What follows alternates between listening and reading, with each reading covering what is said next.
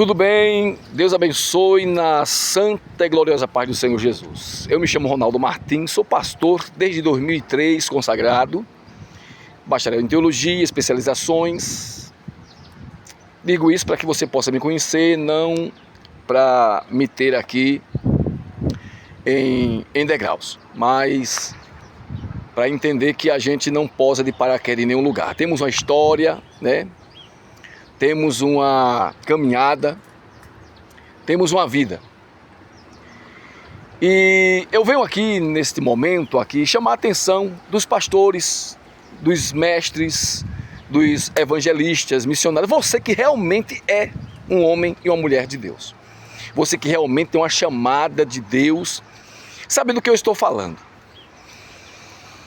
Efésios capítulo 6 fala, queridos, que nós somos responsáveis, né, em nos revestir da armadura de Deus para nos proteger e assim poder lutar o bom combate. Sabemos que a nossa luta aqui é justamente contra as forças invisíveis que não conseguimos de forma alguma vê-los. Eles estão ao nosso derredor, diz a palavra, rangindo como leão.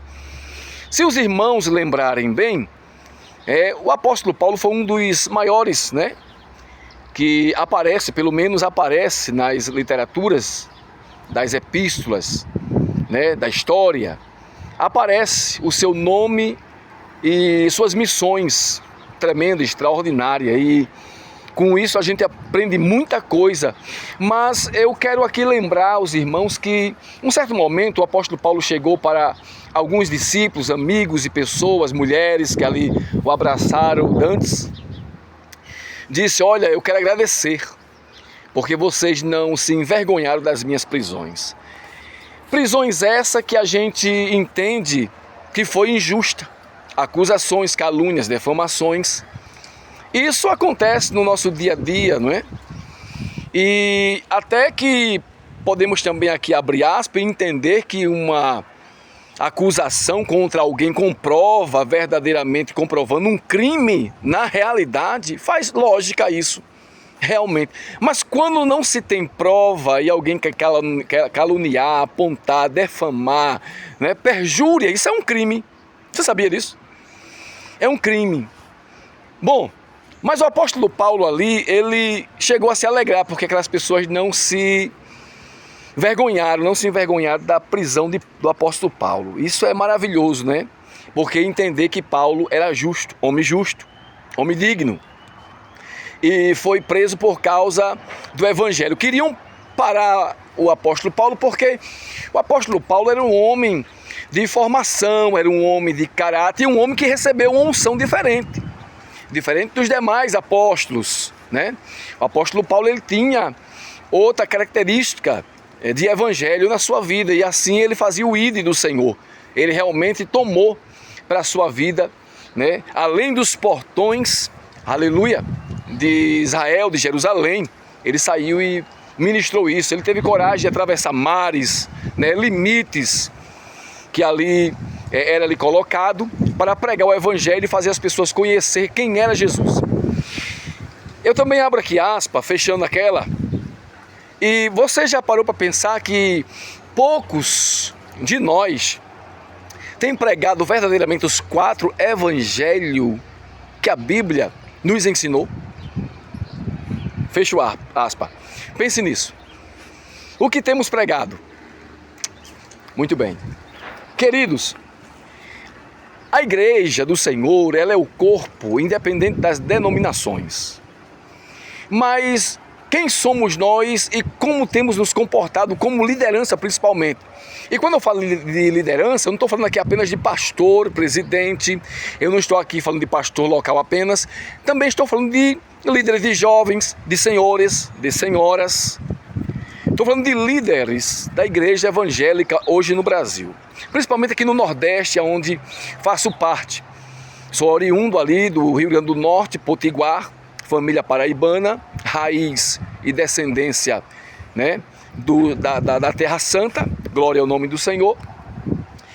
E a minha preocupação hoje, por isso que eu fiz esse vídeo, é justamente o que tem entrado dentro, irmão, das nossas igrejas. O que é que tem entrado dentro da comunidade evangélica?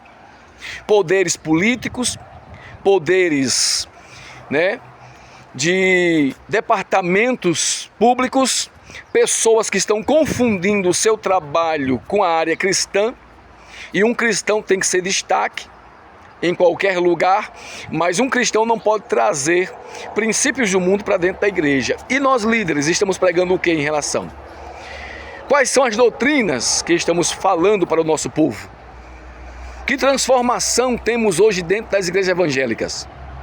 É por isso que agora eu compreendo, depois de mais de tantos anos de evangelho, de pastorado, né, que muitos são chamados, poucos são escolhidos. Tem muita gente hoje que se converteu, mas que não aprendeu ainda a viver uma vida de retidão com Jesus. Pessoas briguentas, malfazejas, apontadoras, acusadoras, caluniadoras, levantadoras de perjúrios, homens, mulheres malignos, trazendo a influência do inferno para dentro das comunidades evangélicas. Essa é a verdade que ninguém quer enxergar. Hoje nós temos dentro das nossas igrejas pessoas endemoniadas, satânicas, e não é da forma antiga que quando a gente orava, manifestava-se 10, 15, 20 pessoas, que muito vi isso. Dentro das cidades onde eu passei na época, a gente estendia a mão, orava e se manifestava 25, 30 pessoas com demônios. E ali expulsávamos em o nome de Jesus. Hoje, está diferente, os demônios têm ficado ocultos, usando a mente e os corações e a poderosa verbalização. E nós temos deixado os nossos púlpitos carregados.